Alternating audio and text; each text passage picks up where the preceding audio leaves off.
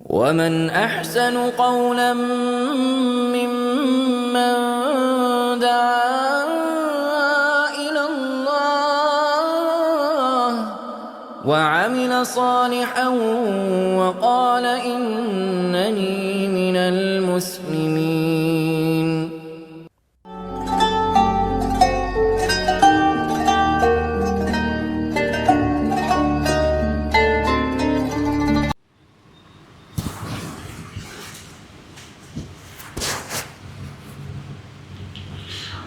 السلام عليكم ورحمة الله وبركاته.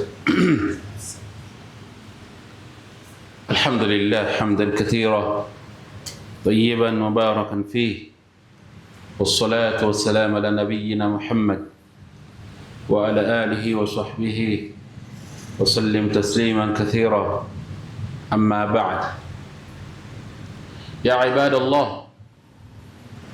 أوصيكم ونفسي بتقوى الله عز وجل، فقد فاز المتقون.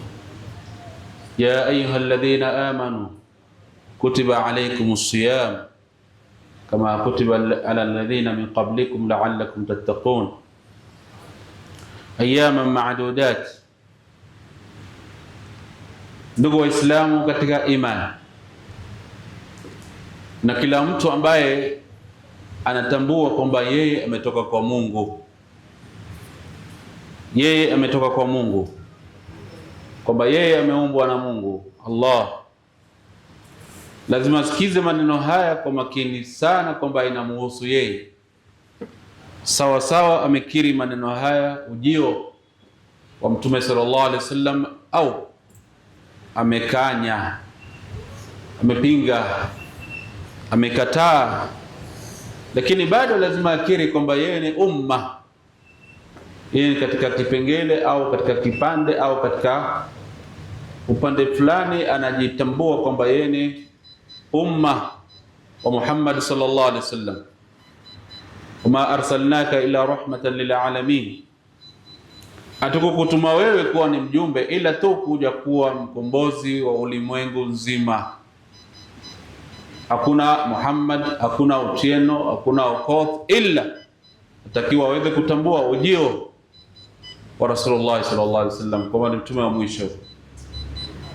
Asema Mtume alayhi salam katika maana ya hadithi, hakuna Yahudi yoyote wala Nasara yoyote ambaye atanipata mimi Muhammad niko duniani, au akapata ujumbe wangu unahubiriwa duniani, kisha akafa bila kuamini kile ambacho nimetumwa kwayo, ila anaingia motoni. Na hii ni hadithi ambayo inaonyesha kwamba utakapofariki duniani kwa kupinga kwamba ujio wa Rasulullah unaenda pabaya, wala hakuna kupakana mafuta kwamba unapoenda pazuri, hamna lolote. Kwa Mtume alayhi salam hantamki lolote ila tu ni ufunuo, wahi natoka kwa Allah subhanahu wa ta'ala.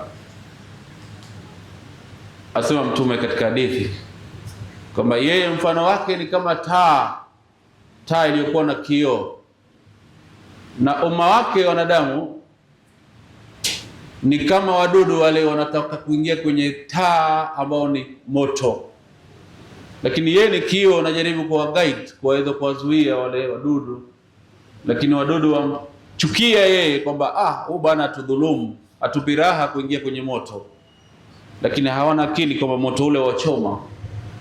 Hivyo ndio mfano wa umma Muhammad uliogafilika. Unaona kwamba huyu bwana atupeleka pabaya, atukataza kuabudu sanamu, atuzuia kufanya mabaya, atuzuia kuabudu makaburi, vitu kama hivyo, tauhid. Lakini bwana huyu mtu sasa tuache tufanye tu, kwa tatizo liko wapi? Kila mtu ana mambo yake.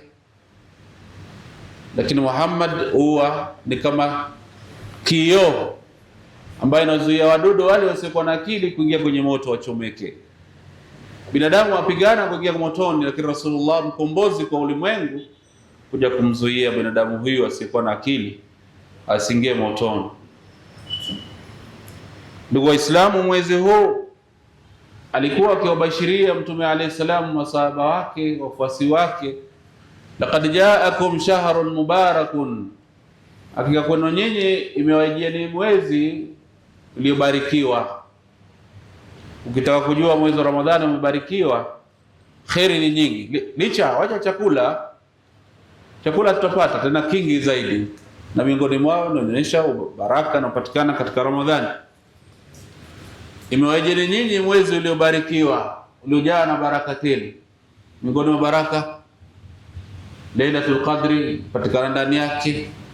Miongoni mwa baraka tanazzalul malaikatu waruhu fiha, malaika washuka kwenye usiku ule wakiandamana na Jibril alayhi salam. Ndani yake salamun, ndani yake kuna amani. Ukota kuna mama waenda msikitini, watembea barabarani peke yao, wengine anaongoza labda mtoto mdogo tu, twende tuswali tahajjud. Askari unawatolea salamu alaykum, haijui hata salamu, lakini ile amani iliyotanda katika ule usiku inampelekea yeye kutoa salamu, na watu waelekea kuswali tahajjud. Salamun, amani ndani yake, baraka zote zimejaa ndani yake. Bakhili uwa ni mkarimu. Wakati huo Nabii sallallahu alaihi wasallam alikuwa mkarimu, na ukarimu wake ulikuwa nazidi zaidi katika mwezi wa Ramadhani. Ndani yake kuna baraka. Laqad ja'akum shahrun mubarakun, hakika nyinyi Waislamu mmejeni mwezi uliojawa na baraka ndani yake. Akasema Mtume alayhi salam, raghima anfu rajuli, ameangamia, amepata hasara mtu yoyote ambaye itamdiriki Ramadhani kisha Ramadhani ikaondoka na hakusamehewa madhambi yake. Ameangamia, amepata hasara kubwa. Ramadhani inaisha, hujasoma hata swafa moja ya Qur'ani, wewe uko busy na mambo yako, umepata hasara. Jaakum shahrun mubarak, miongoni mwa baraka za Ramadhani ndani yake shetani wafungwa. Nafungwa shetani sasa hivi, Iblis, maradatu shayatin, wale vigogo vya mashetani waliokuwa na ujuzi kutusha binadamu, wantiwa kwenye mnyororo. Ang'ang'ana, alia, asema kwa moyo wake kwamba huyo binadamu leo mwezi mmoja au muda wa mwezi mmoja asamehe madhambi yake yote, na mimi nimefanya bidii kumpotosha kwa miaka na miaka na mikaka. Basi unakuta kwamba shetani wajuta sana, na baraka ya Ramadhani Allah ameleta rahma na khairi zake, binadamu huyo anasamehewa. Walillahi utaqaa minan nar wa dhalika fi kulli layla, na Allah subhanahu wa ta'ala ana watu special ambao anawaacha huru na moto wa jahannam katika kila usiku wa nini, wa Ramadhani. Baraka si baraka jamani, baraka. Ndio Mtume anasema kwamba ya baghi alkhairi aqbil wa ya baghi alsharri aqsir, ewe nataka khairi, kurubia kwenye khairi, na nataka shari, punguza shari zako. Walillahi utaqaa minan nar, kwamba katika khairi hizi katika mwezi wa Ramadhani Allah ana watu ambao anawacha special, anawacha na moto huru na moto wa jahannam. Wallahi, moja katika maulama asema, lao Mwenyezi Mungu, lao Mwenyezi Mungu angekuwa akaambia watu waliofariki mwatamani nini duniani. Kuna riwaya nyingi. Kuna mtu atamani kurudi duniani fa asaddaqa, atoe sadaka. Lakini wengine watamani, kama anasema mwanachuoni moja, lao tukipata nafasi ya kuhoji waliolazwa mwanandani kule ndani, watamani nini tena kurudi duniani? Anasema ningetamani mimi kurudi duniani kufunga yauman, nifunge siku moja somo Ramadhani wa khairi iliyojaa ndani yake. Lakini muda wake umeisha, na laalla waliyadhu billah amepoteza muda wake duniani.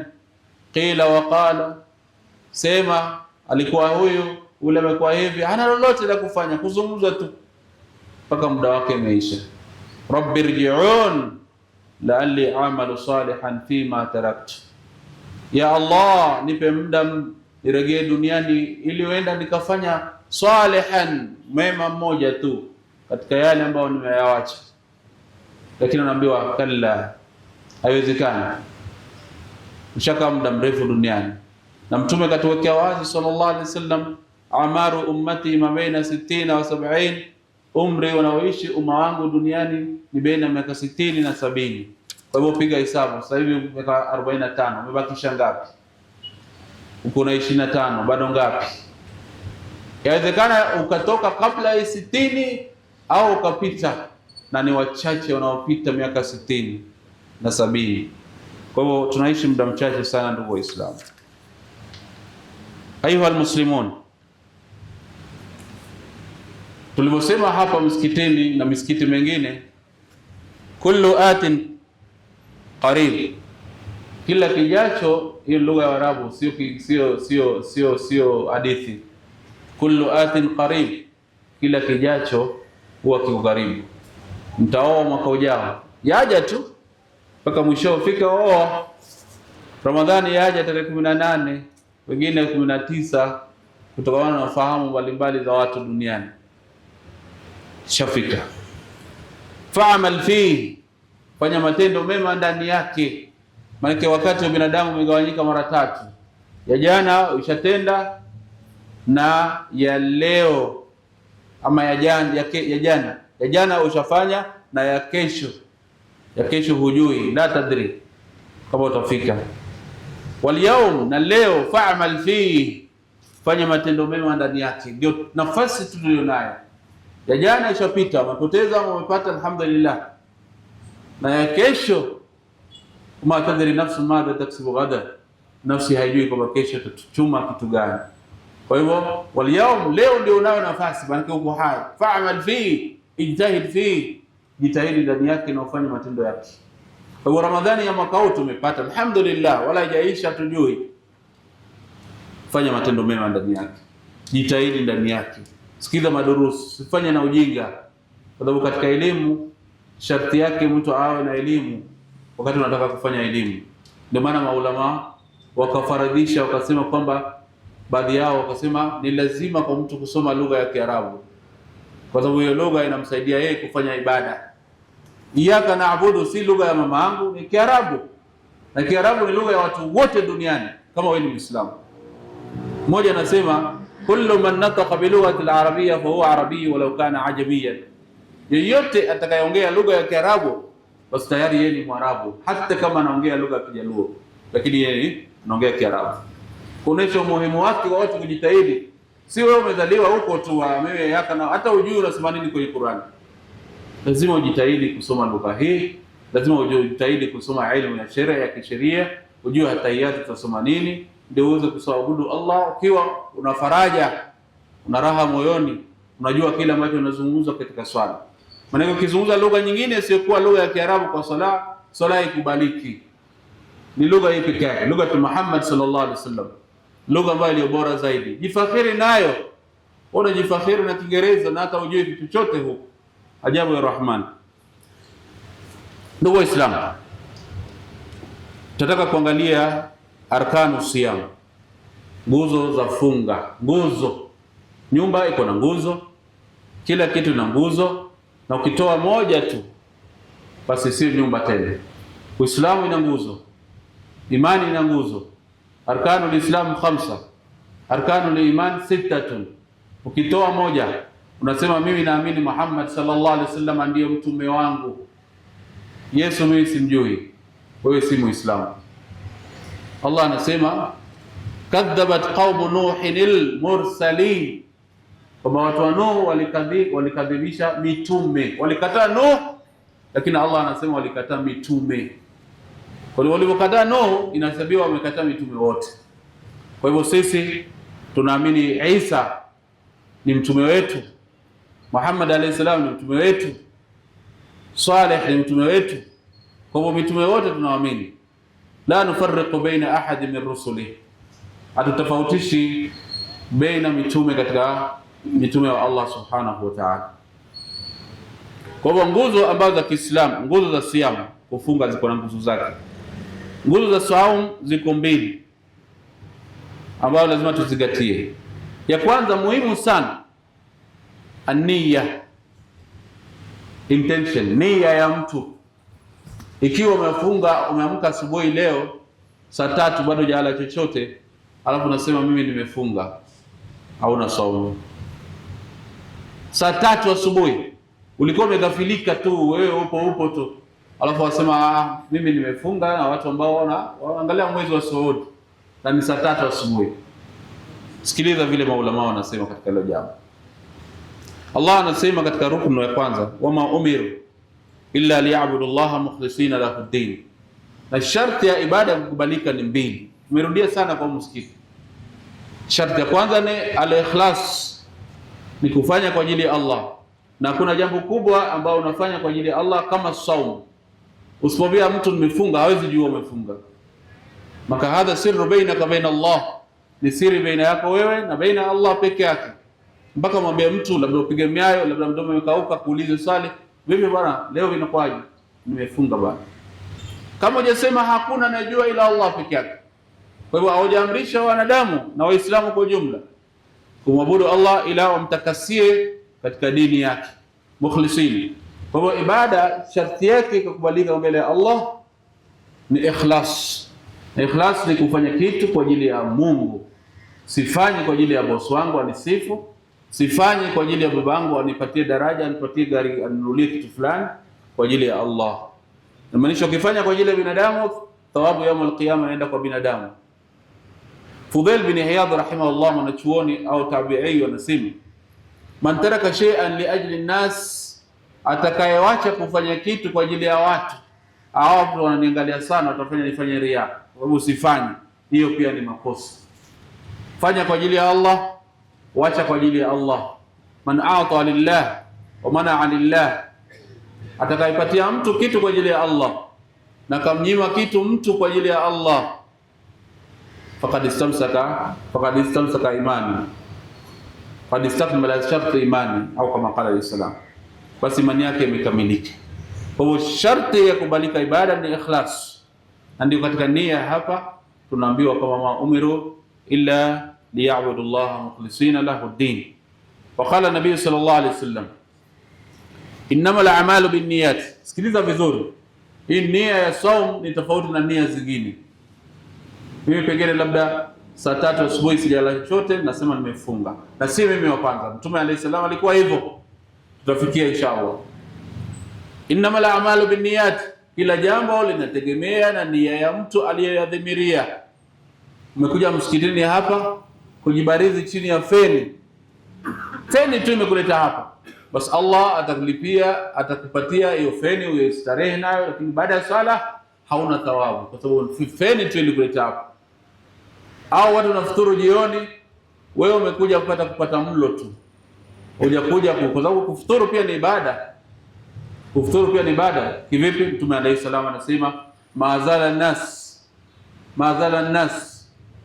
an-nas fil khairi ma'ajjalu al-fitra wa akharu as-suhura, hawatowacha watu kuendelea kuwa katika khairi madamu waharakisha kufuturu jioni na wanachelewesha dafu.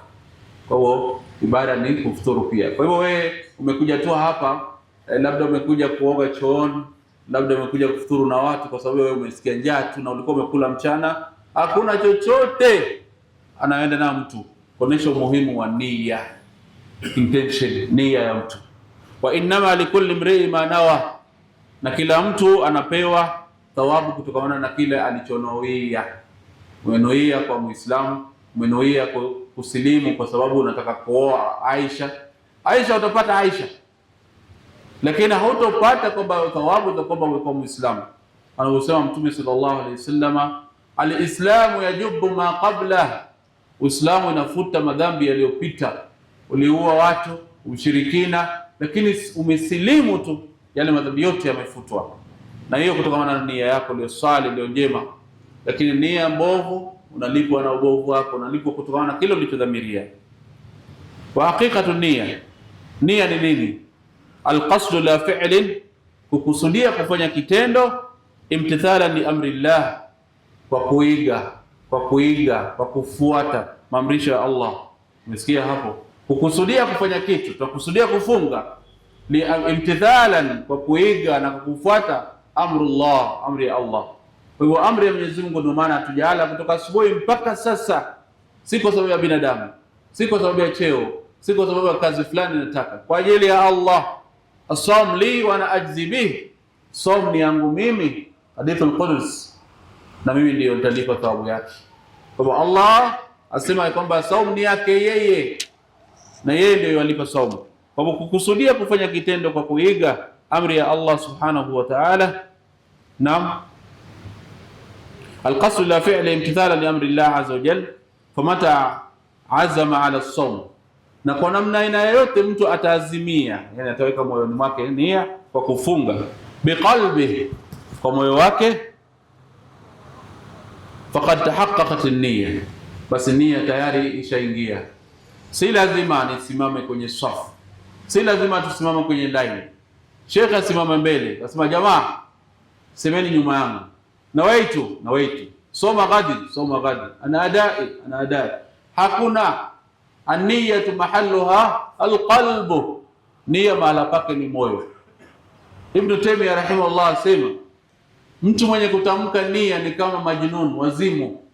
Umeweka wali mbele yako, biriani kwa hapa, wali mweupe ya nazi, alafu unasema nimedhamiria kula wali wa nazi iliyo bora zaidi, iliyopikwa na mke wangu, mke wa kutoka pwani, vitu kama hivyo, majnun.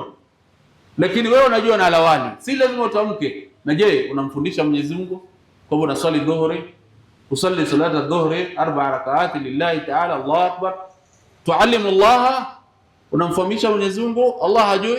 Alimu bidhati sudur, anajua yaliyoko katika nyoyo zetu. Allah, in tubdu ma fi anfusikum au tukhfuhu ya'lamuhu Allah, mkidhirisha yaliyoko katika nyoyo zenu au mkayaficha, ya'lamuhu Allah.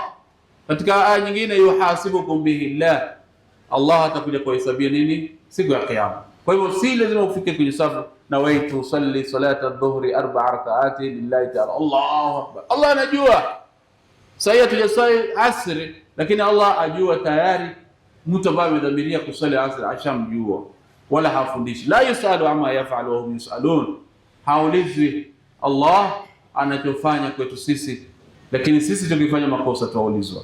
Kwa hivyo nia mahala pake ni moyo, wala yalzamuhu bidhalika talaffudhu biha, wala haimlazimu mtu kwa hilo kulitamka.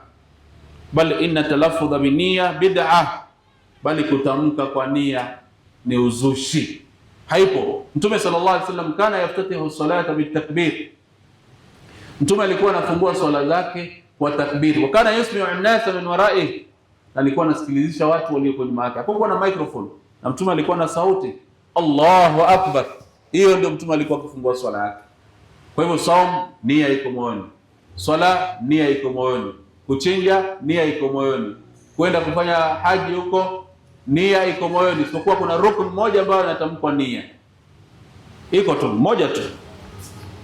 Na Imam Shafi rahimahullah ndiye amezungumzia mambo ya nia, akitoa mfano na nia ambayo inafanywa kwenye haji. Lakini watu walipokuja kuchukua wasipofahamu vizuri, wakasema basi Imam Shafi amesema nia utamke. Kwenye kitabu cha Yaqut Nafis utapata nia hiyo inadirishwa. Kwenye vitabu vidogo vidogo hivi vinafundishwa mabadi al-fiqh, ziko mpaka nia ya kuoga, na wewe tu rafa al-hadath al-akbar, alafu unaanza kuoga. Sasa sijui unaitamka vipi, na chooni hairuhusiwi kutamka mambo ya Allah ndani yake, labda kwa moyo. Ikiwa bismillah, unaruhusiwa kusema bismillah ukiwa chooni, lakini haitamki kwa mdomo, utamka kwa moyo. Kwa hivyo tunarejea pale pale bismillah. Je, unaruhusiwa kutawadha chooni? Naam, unaruhusiwa kutawadha, lakini bismillah hauwezi kutamka bismillah la kwa moyo wako. Kwa hivyo kutawadha chooni, kuna wengine wanasema haifai kutawadha chooni. Nani amekwambia? Ikiwa Mtume sallallahu alaihi wasallam alikuwa anatoka chooni kwa kuoga na anaenda moja kwa moja kwa swala, unamaanisha kwamba alikuwa ni always ni hivyo? La, wakati mwingine anatawadha sallallahu alaihi wasallam. Kwa hivyo nia mahala pake, ndugu zangu Waislamu, ni moyo, na nia ni nguzo ya kwanza inayozingatiwa katika kufunga. Kwa hivyo kufunga hii Mtume anasema watu wanatakiwa wanuie kabla alfajiri. Man lam yubayyit as-siyama qabla al-layl fala siyama, qabla al-fajr fala siyama la. Yeyote ambaye hatonuia nia yake kabla alfajiri ya ukweli hujafika, hana saum. Yaani wewe umekaa tu mpaka saa 2 asubuhi, unasema jana ilitangazwa Saudi, hata mimi nafunga, na ulikuwa umelala bila nia mpaka saa 2 asubuhi, mpaka saa 3 asubuhi. Nia ni mala. Unaweza kuwa umefunga Ramadhani karibu mwezi, na labda pengine mtu anasoma. Wacha tuangalie. Muda ukienda sana, mtu ananiambia wengine wanaenda kazini. kuswali. Maana sioni saa yetu kidogo ina walakin. Wa yataalaku bi niyya masail, nia ina vipengele chini yake. Wakati nia, wakati gani ambayo tutakana tudhamirie nia ya saum? As-saum imma fard, saum imma iwe saum ya lazima kama hii ambayo tuko ndani yake, wa imma naflu ama ya sunna Alhamisi na Jumatatu. Wa wakati nia fihi ala tafsil ati, wakati wa nia ni katika vipengele vifuatavyo. Al-awwal saum fard, saum ya lazima. Labudda an takuna nia fi ay juz'in min ajza'i al-layl qabla al-fajr, lazima nia ya saumu ya faradhi iwe katika vipande vya usiku, yani iwe usiku kabla alfajiri. Na alfajiri imegawanyika mara mbili, kuna fajr sadiq wal fajr kadhib, alfajiri ya ukweli na alfajiri ya urongo. Alfajiri ya ukweli ni adhana ya pili, na alfajiri ya urongo ni wakati mawingu ni mekundu, ile pale bado unaruhusiwa kula. Lakini alfajiri ya pili ambayo ni adhana ya pili, hapo sasa hivi sasa tuuli tena. Sasa hii ndio alfajiri ambayo nia inaanza. Lakini ukianza kupiga nia saa 3 asubuhi haikubaliki katika sheria. Kwa hivyo unajitahidi kwamba hata baada ya tarawih umeenda kulala tu, lakini unasema inshallah kesho nafunga, hapo ni usiku, tayari nia unayo. Lakini wewe umelala baada ya tarawih, hujadhamiria kama unafunga kesho ama ufungi, mara unasafiri usisafiri, lakini ikifika saa 3 asubuhi unasema nilikuwa nimesahau, watu wa Saudi waliona jana, lakini watu wa Kenya wameona leo, lakini mimi wacha nifunge na Wasuudi, na ni saa 3 asubuhi. Nia amna. Waman lam yubayyit as-siyam qabla al-fajr fala siyama la, hadith Aisha radhiyallahu anha, atakayekuwa ameamka asubuhi baada al-fajr na kudhamiria jana usiku nia yake, hana saum. Wadhālika li hadith Hafsa radhiyallahu anha qalat qala Rasulullah sallallahu alayhi wasallam la saum liman lam yubayyit as-siyama min al-layl. Riwaya nyingine, hana saum kwa mtu ambaye hatotia nia wakati wa usiku kabla al-fajr. Wa fi riwaya man lam yajma' siyam qabla al-fajr fala siyama la, yote ambaye hatoweka nia yake kabla al-fajr hajafika hana saum. Kwa hivyo jiulize,